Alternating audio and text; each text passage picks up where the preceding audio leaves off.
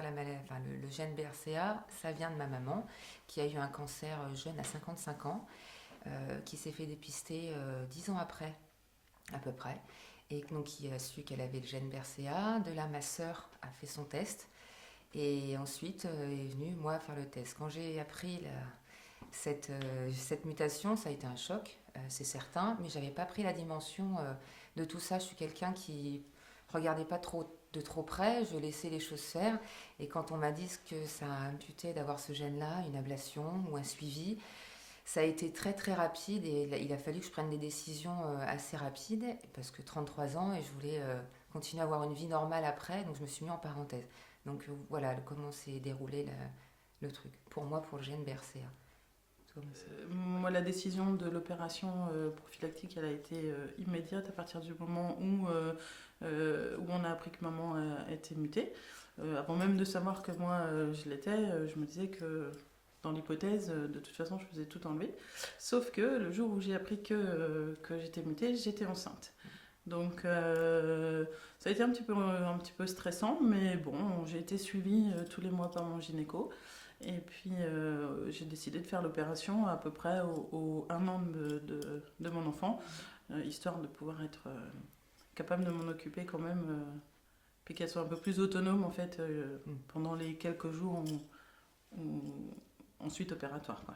Voilà. C'est quelque chose que du coup on a vécu toutes les deux. On est 2 filles, 2 enfants, 2 filles, 2 mutées. Et du coup on l'a vécu assez sereinement. C'est-à-dire que ça m'embête qu'elle était mutée, enfin qu'elle soit mutée. Mais quelque part, je trouve qu'à 2 on est plus forte, quoi. Ouais, hein, c'est sûr. Ça, on s'est soutenus, même quand on se chamaille.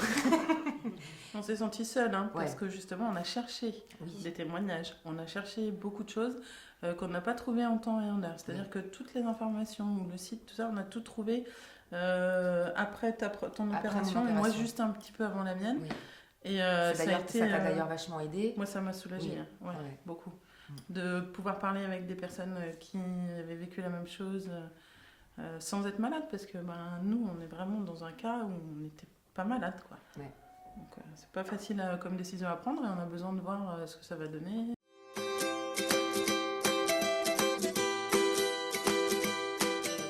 Alors, je ne sais pas si c'est le fait d'être mutante ou si c'est le fait de le savoir.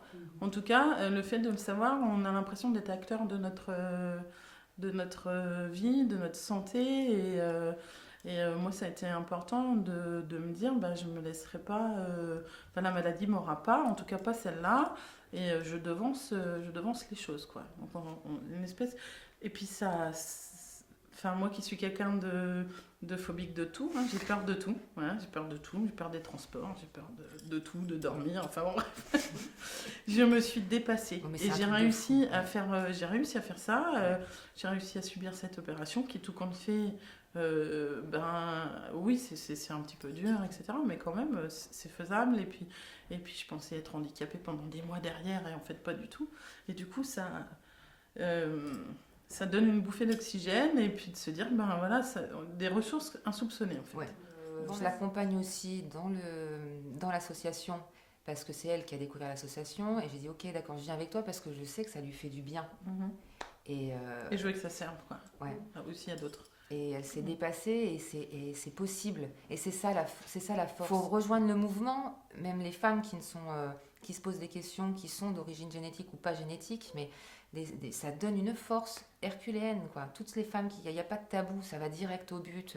On se montre les seins, enfin tu vois, il n'y a pas de blocage, quoi. Et, tout le monde ne se montre pas les seins. Hein. Si.